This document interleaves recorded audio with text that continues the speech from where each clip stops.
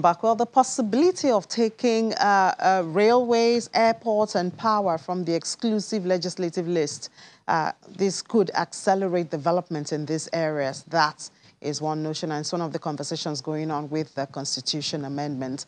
And LCCI, that's the Lagos Chamber of Commerce and Industry, has been talking a lot about this. That's why we have the Deputy President, Mr. Gabriel Idahosa, now to air the view of LCCI on this matter. Good morning, Mr. Idahosa.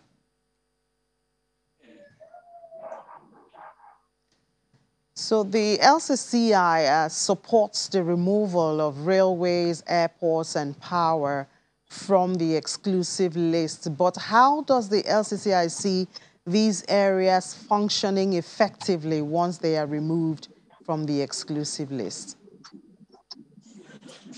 Removal means that more people, more interest groups can invest in the sector. It means that all the state governments and other groups of interest, like neighboring state governments, can come together and initiate these projects. So decision-making for such projects will be faster. The attraction to investors will be much higher because they will be able to take such locations and the rail line routes that we consider profitable, and the implementation will be much quicker because it will be based on the economics of those routes and on the viability of the promoters, which are the states directly concerned, rather than what we have now, where it has to be a rail line that runs across the whole country, and an investor has to look at the economics of different parts of the country in deciding whether it is viable.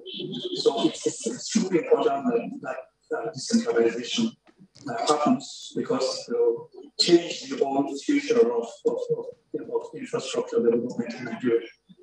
That's the main reason why a lot of people support the decision to decentralize. But, Mr. Dawes, I would agree that we've had concessioning, and then we've had successes and, well, near successes when it comes to concessioning, which I believe is what you are proposing. So what do you think should be some of the steps or the strategy that should be adopted in this case to ensure that these major sectors or areas which propel economic activities are well taken care of? We are not proposing concessions.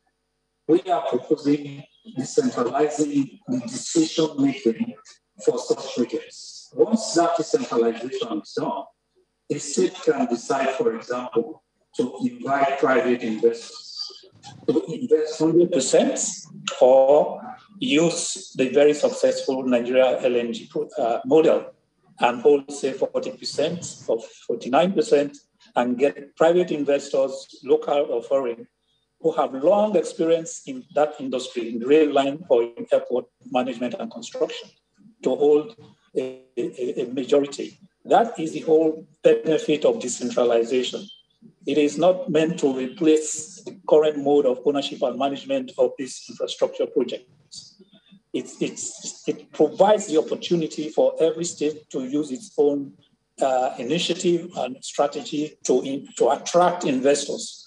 It is more likely that a lot of states will invite investors who will either take 100% or a significant majority that will give them sufficient motivation to invest in that sector. Concession generally will not work because these investments are very significant. So you see, for example, in the telecom industry, there are no issues of concession.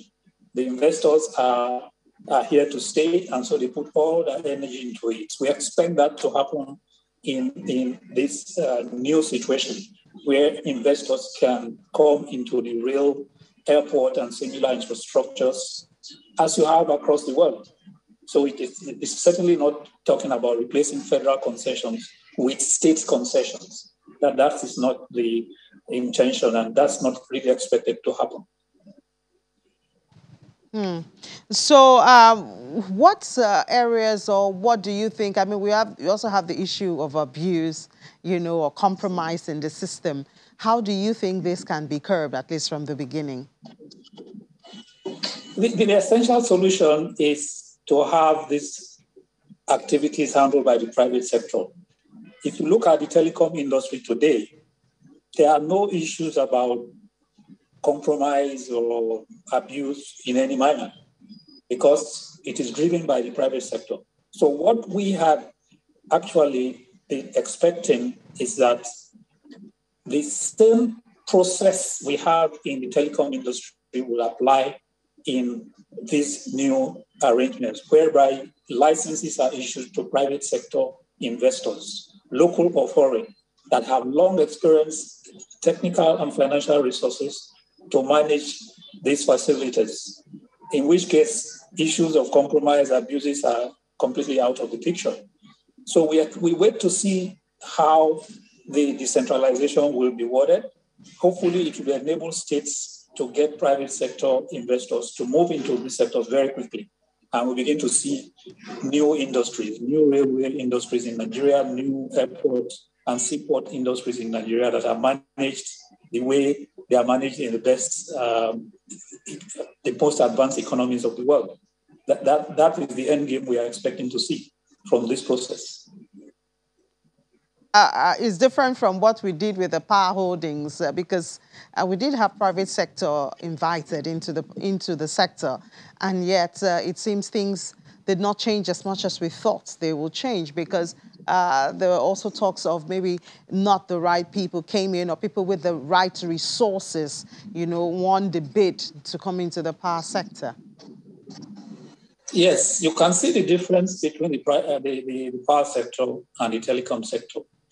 First of all, you have to have the right, give the licenses to the right people.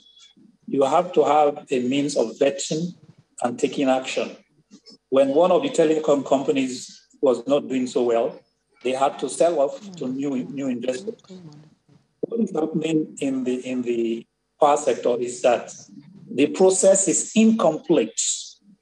The distribution companies have been privatized. The generation companies have been privatized. But the transmission company, which is in the middle of the electricity supply industry, which connects generation and distribution, is not yet privatized. It's still in the hands of government. So the real reason why we have major issues in the power sector is the incomplete process.